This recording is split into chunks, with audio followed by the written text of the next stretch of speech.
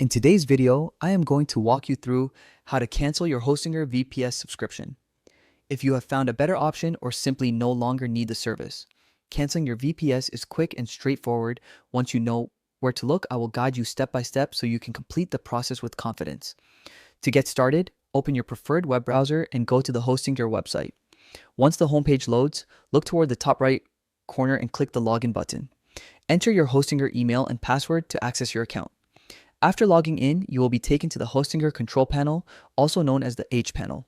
This dashboard is where you manage websites, domains, email services, and of course, your subscriptions. In the H panel, the next step is to find the billing section.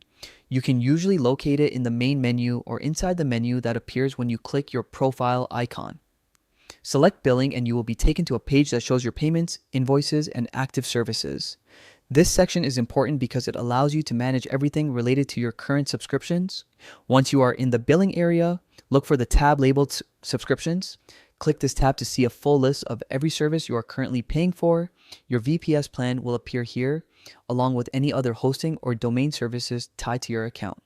Find your VPS subscription in the list and click on it. You should now see an option to cancel the service. Select the cancel option and Hostinger will likely ask you to confirm your decision. This confirmation step helps prevent accidental cancellations and makes sure you truly intend to discontinue the plan. Follow the on-screen prompts to complete the cancellation. The steps may vary slightly depending on your billing cycle or whether your plan includes any special terms. It is a good idea to review your renewal date before canceling, just to avoid being charged for the next cycle if the cancellation is processed too close to your renewal period. Once everything is confirmed, your VPS subscription will be scheduled for cancellation and you will stop being billed for that service going forward. This ensures that you keep full control over your expenses and only pay for the services you actually need. And that is all there is to it. You have successfully canceled your Hostinger VPS subscription.